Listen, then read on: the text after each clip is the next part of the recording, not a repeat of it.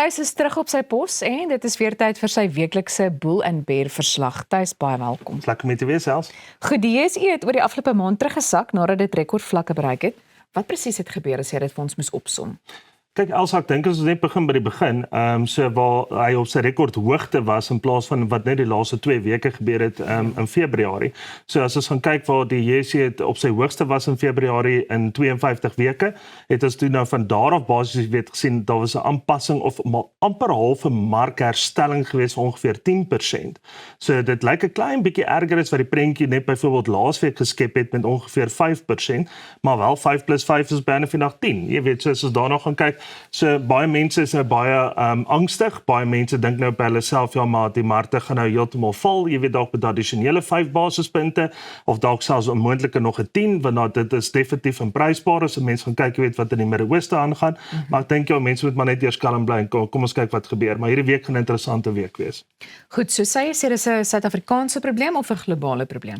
Ek dink dit is 'n definitiewe globale probleem, want as ons maar weer eens terugverwys wat aangaan in die Midde-Ooste, en natuurlik jy weet as ons weer gekyk het oor die naweek, jy weet waar Amerika byvoorbeeld in ekstra lande gaan aankondig het, jy weet dat burgers met wat hulle self onttrek uit lande uit. Ja. So dit wys jou weer eens die intensie van die oorlog is nie op die korttermyn gefokus nie. Dit is dalk iets wat 'n klein bietjie langer kan aanduur as wat hulle byvoorbeeld aanvanklik gesê het. En as ons byvoorbeeld daarna gaan kyk, dan is dit 'n oorspoeling van omstandighede, en dan natuurlik, jy weet, is dit 'n moontlikheid, jy weet, dat hy verdere verliese mag sien, jy weet, rondom, nie net die JSE nie, maar rondom die S&P 500, die Nasdaq, die Dow Jones, jy weet, dit is maar 'n globale probleem. Hoekom beïnvloed die hoër oliepryse die JSE so baie?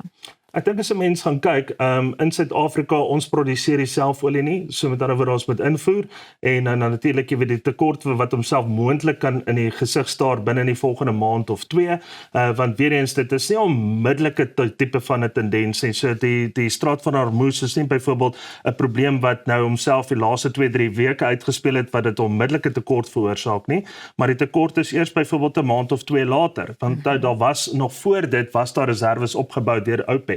So met ander woorde die regte basis, jy weet, whiplash as ons dit kan noem, is eers 'n maand of 2 na die tyd, en hy het klaar so groot impak gemaak, en as hy byvoorbeeld hoe langer die oorlog aanduur, basies weet hoe groter word daai reserve en hoe groter word daai whiplash. So dit is ongelukkig, die olieprys is 'n meganisme, as ek daai woord kan gebruik, jy weet, vir wêreldekonomie. So dit word ongelukkig daaruit bepaal, en as dit swaar gaan op baie front, dan is wêreldekonomie onder druk. Watter sektore het die meeste geval? As ons gaan kyk byvoorbeeld kommoditeitsaandele, maar weer eens, onthou kommoditeitsaandele het tot 'n groot faktor gespeel, jy weet, rondom die algemene gewig op die JSE en volume. En dan natuurlik, jy weet, as mense ook daar gaan kyk, jy weet, vir die laaste jaar en 'n half veral, daai balansstate is verskriklik opgeblaas, as gevolg van ditjies en daaitjies, maar as gevolg van aankope van goud wat basies weet rekordhoogtes, silwer rekordhoogtes, platinum, daar's 'n klompie elemente wat 'n rol speel. Maar nou basies weet is daar 'n klein bietjie wat so mense wat weer ontslaa raak van daai tipe van kommoditeit, en dit is basies weet begin dit nou afstaan, jy weet, en dit word stadiger, en dan outomaties jy weet dan verloor daai maatskappye balansstaatwaarde, en dan sien 'n mens byvoorbeeld okay, maar mense ook aan die ander kant, in plaas van dat hulle byvoorbeeld direk goud gaan koop het, trek hulle self dan nou ook uit daai tipe van goud tipe van aandele ook, en dit is maar basies weer die tendens wat ons nou sien.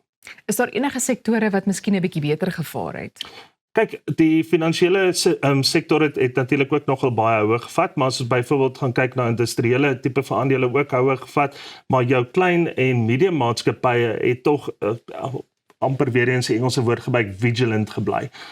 En dit lyk of hulle die basis weet nog 'n bietjie terugslaan, en jou retail tipe van aandele doen ook relatief okay, maar weer eens as ek praat van okay, nou is weer terug, jy weet, by die ou tipe van opbrengste waarna ons gewoond was oor die laaste 5 jaar voor hierdie, kom ons sê net maar spike wat gebeur het, en dit is in die omgewing van tussen 6 tot 9% per jaar. Jy weet, en baie keer is dit ook nie baie goed genoeg, basis weet, vir 'n tipe van 'n belegger wat byvoorbeeld nou gewoond was aan rekordhoogtes vir die laaste 2 jaar, om nou weer stelselmatig terug te gaan na baie konservatiewe tipe van groei wat nie dubbelsyfers toon nie. Nog iets wat uitstaan is die banksektor. Is daar probleme in die sektor? Ek sal sê nee, ek dink die banksektor is een van die sektore wat regtig waar nog in Suid-Afrika gesond is, veral as ons gaan kyk na die tegnologie element wat ook ingebring word binne in bankwese. As ons gaan kyk, jy weet, na jou kleiner tipe banke, of ek wil nie sê jou kleiner tipe banke nie, maar byvoorbeeld jou banke wat baie meer gefokus is op jou volume tipe van kliënte, wat byvoorbeeld hierdie tegnologie inbring, en natuurlik jy weet dan so ander groot beleggingsinstansies sonder om name te noem wat byvoorbeeld hulle self nou ook wend na die banksektor toe.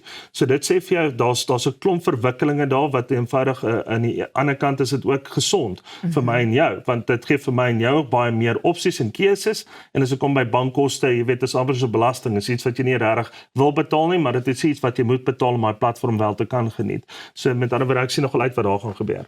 Daar was egter 'n daling, so moet beleggers bekommerd wees oor hierdie daling of nie regtig nie? Nee, ek dink nie regtig nie, want weer eens die daling kom vind plaas as 'n mens byvoorbeeld gaan kyk, hulle balansstate ook maar. Jy weet, soos 'n mens gaan kyk byvoorbeeld as goud byvoorbeeld op is en kommoditeite is op en daai aandele is op, outomaties word hulle aandele portefeuilles waarna hulle ook basies weet geld in presteer, is ook stelselmatig besig was en het baie goeie inkomste verdien oor die laaste jaar en 'n half, selfs dividende gewys.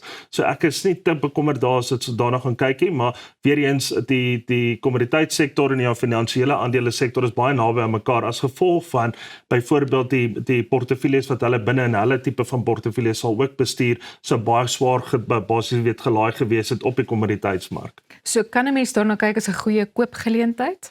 Ja, ek dink as 'n mens byvoorbeeld nou gaan kyk, wag nog so klein bietjie as 'n mens wil gaan kyk, jy weet, na daai tipe van goeie koopsgeleenthede, om juist te gaan kyk, die mark is juist nou besig om homself nou basies weet te herprys, as ek dit so kan sê, en nou basies weet as jy daarna gaan kyk, wag nog 'n klein bietjie, want dan gaan definitief nog 'n klein bietjie afgeskil word, en dan kan ou byvoorbeeld gaan kyk na winskopies, jy weet, op die aandelebeurs, maar ek sê nie byvoorbeeld nou dadelik spring omdat daar byvoorbeeld 'n 5% regstelling was, of byvoorbeeld 'n daling. Ek hou nie van die woord regstelling nie, want dit maak nie vir my sin nie. Jy weet, dis baie ouens sal sê dat daar is 'n herstelling of daar is ingeprys of enigiets soos dit. Ek sê op baie bladsy nie, maar in elk geval kom ons kyk wat gebeur. Goed, Thys, wat is die grootste risiko's wat beleggers nou moet dophou? Ek dink ja, basies weet, don't buy the headlines. Ek dink dis baie belangrik, want baie mense sien byvoorbeeld elke dag as hy nou die, kom ons sê nou maar sy sosiale media oopmaak of sy plekke waar hy sy nuus gaan lees op 'n daaglikse basis, en hy eintlik op hierdie stadium al wat hy sien is bomme wat drop. Jy weet, so left, right en center, en outomaties is mense dan geneig om te sê, ja, kom ons gaan koop blikkies kos en kom ons gaan kry water en pappa moet die swembad leegmaak, jy weet, laat ons hom jy weet amper as 'n bomshelter kan begin gebruik en installeer, en ons gaan verkoop ons aandele. Ek dink ja, dit is amper die heel ding wat die belangrikste is wat jy nou nie moet doen nie. Daar is definitief 'n sekere aandele wat jy moet verhandel, en ek dink ja, ons het al daaroor gepraat vroeg in die jaar, want ons het daar al gesê, jy weet, sonder byvoorbeeld die inval op Iran, het ons al gesê daar's 'n sekere tyd waar 'n aandeel piek, en dan ongeag of dit nou winsbelasbaar is of nie, betaal jy 'n bietjie winsbelasting daarop, maar jy is basies weet op 'n goeie tyd uit daai aandeel uitgetree. En dan sal daar altyd weer 'n geleentheidsaandeel wees wat jy either kan opkoop, of jy gaan vir jouself sê, okay, maar kom ek wag ten minste net die eerste of die tweede kwartaal uit, laat ek net sien waantoe verwikkel hierdie jaar. En ek dink dis baie meer effektiewe tipe van fondsbestuur, of dan nou selfs individuele bestuur, as wat jy net go with the flow. Want nou basies wat gebeur is, jy hou nou daai aandeel vas in daai wat saam portefeulje, en eventually nou val daai aandeel, en nou voel jy, ja man, nou het ek geld verloor, maar jy het in effek nog steeds die geld verloor as jy gaan kyk ja, waar daai aandeel vandaan gekom het nie. Maar jy kan hom, baie mense maak die feit nou, hou hy daai aandeel daar, tot hy heeltemal begin regtig waar 'n verlies toon, waar hy hom byvoorbeeld aangekoop het 'n jaar of 2 terug. En dan vat dit jou omtrent enigiets tussen 16 tot 21 maande plus, jy weet, om net weer daai groei op te maak. Dan val jy in daai put van basis, jy weet, ek het gemaak en verloor, ek het gemaak en verloor. So dit is baie belangrik, jy weet, dat jy adviseer vir jou gaan kry, jy weet, wat vir jou kan sit in 'n portefeulje, maar ook die guts kan hê om vir jou te sê, okay, maar ons moet nou uittreë uit die portefeulje uit. Ja. En dis baie kere die verskil tussen 'n baie goeie adviseur en 'n adviseur wat baie kere net uitkyk vir sy eie wat saam fooie. Hoe belangrik is die rand in al hierdie verwikkelinge? Die rand is 'n baie belangrike enige wat soms Suid-Afrikaanse tipe van belegger en selfs enige Suid-Afrikaner is baie gefokus op die rand. En ek bedoel, dis amper daai ding wat ons het soos byvoorbeeld ons is mal oor die Springbokke. So met ander woorde, ons moet altyd presteer. As ons nie presteer nie, dan voel ons sleg daaroor en ons wil verandering hê, amper onmiddellik. Rassie, jy is daarom nog alright. Maar as jy byvoorbeeld dan gaan kyk, die rand is maar baie keer dieselfde, want ek bedoel, as jy byvoorbeeld oorseese vakansies gaan doen, as jy oorseese aankope wil doen, want vandag is alles maar ook maar, jy weet, die Timo-tannies en alles wat aanlyn is, jy weet, dit maak 'n groot verskil op baie huishoudings, maar weer eens as ou byvoorbeeld gaan kyk, die rand en die dollar speel tog maar 'n groot rol, ongeag of jy selfs 'n aktiewe belegger is, selfs in lokale velde, is dit dan maar een van daai goedjies by die 7 uur nuus wat jy aanbied, by the way, vir die pand, is dit basies, jy weet, daar buite om te sê, almal gaan kyk elke aand, wat het gebeur op die markte, hoe sterk is die rand, en dan, en dan gaan dit maar net so aan. Jy kan maar vanaand weer inskakel, hoor, Thys, ek sê maar net. Daar. Goed, is die JSE nog duur op die huidige vlakke? Ek dink ja, sonder om te kies om te draai, ek dink daar's aandele wat op die JSE wat baie goed geprys is, maar daar is ook aandele op die JSE wat jy net eenvoudig nou mee in 'n saamgestelde portefeulje, veral met nuwe geld, nou moet gaan aankoop nie.